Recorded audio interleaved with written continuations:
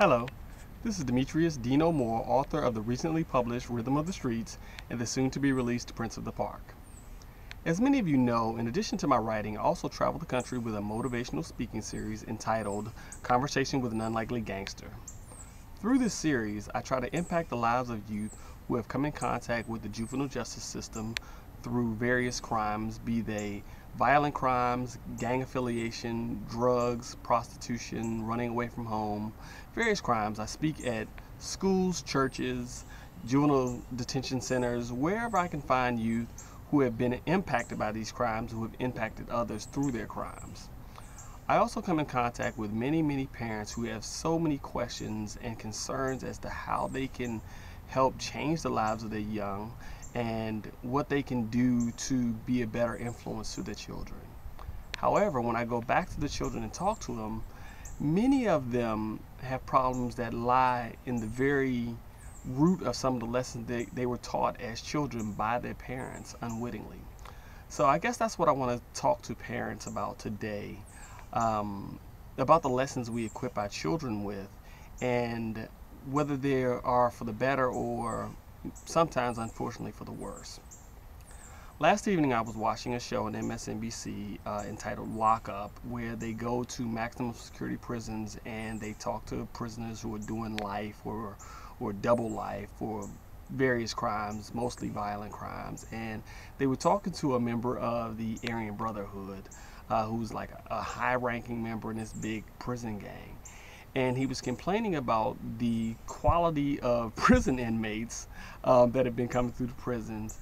And the major thing he had to complain about was that they're sending them a lot of snitches and people who, tell about this or about that. And he said, one of the first lessons I was taught by my mama was not to be a tattletale, not to be a rat, a snitch. And it made me stop and think for a minute, maybe if your mama hadn't taught you those lessons, you wouldn't be doing double life in a maximum security prison. But the more I thought about it, I thought, hey, my mom actually taught me the same thing, as I was a child. If I come out of my room and I'm saying something about my brother jumping on the bed or something like that, and she'd like, boy, get out of here, stop tattletelling and go back in your room and that kind of thing. And, many of the parents can relate to this thing because this is advice most of us were given and the advice we give to our own children. But the more I thought about it, I tried to play that same scenario over my head. Say, my brother was jumping on the bed and I go tell my mom and she tells me to leave and, as being a good child, I do that. But say my brother's jumping on the bed and I don't go tell my mom and he falls off the bed, hits his head on the table, breaks his neck, and he gets seriously hurt or he dies.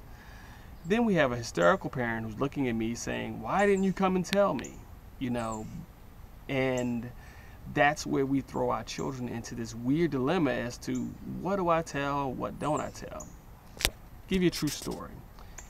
Years ago in Southeast Washington, D.C., there were these two children who were on their way to school, and on their way to school they found a gun while walking through an alley.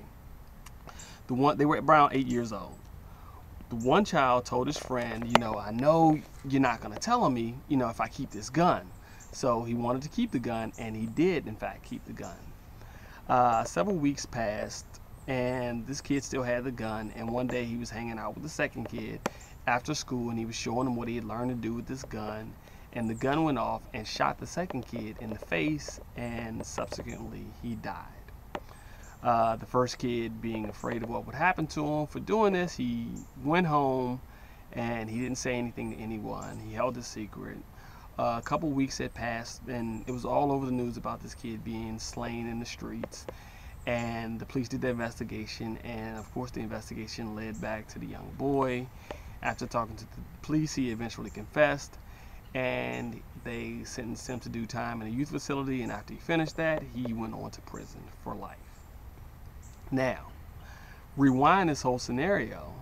If the second kid had gone home and told his parents, my friend found a gun, and the parents had taken it from there, called the other kid's parents, gotten the gun out of his possession, that would have saved the lives of two youth.